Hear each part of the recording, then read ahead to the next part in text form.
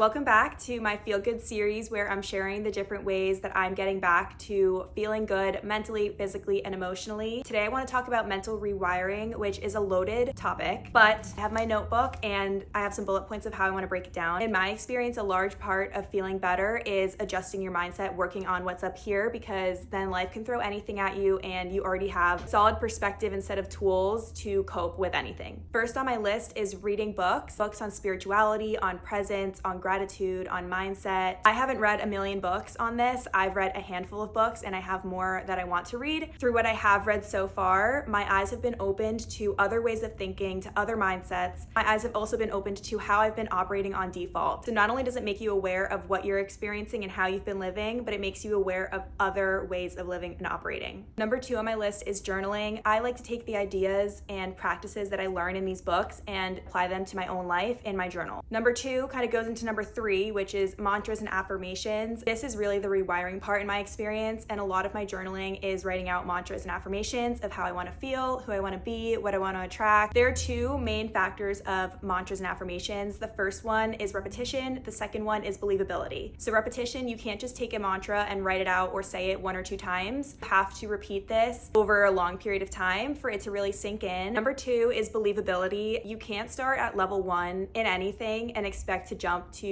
level 100. In terms of mantras, you have to pick something that you want to attract into your life, but it doesn't feel so outrageous that you secretly don't believe it deep down. You want to believe that it is possible for you on some level. Affirmations were such a game changer for me when I was healing my relationship with food and my body. My journal at the time was full of affirmations of self-worth and building up my self-image. Even if I didn't fully believe them at the time, I was working towards that, and on some level I believed that I could get there. I was patient and practiced it a lot, and over time it did pay off. Number 4 is gratitude. This is really what shifts your perspective. It's human nature to focus on what we don't have, what we want, what's going wrong. Practicing gratitude strengthens this atrophied muscle of looking to the positive and all that you do have. Can be big, can be small. Just get in the practice of listing a couple things. The last thing on my list is breathing. I don't mean like box breathing or any of these breathing techniques that are out there. I just mean like a couple deep breaths when you need it to shift you back to the present moment. For me, a lot of mental rewiring is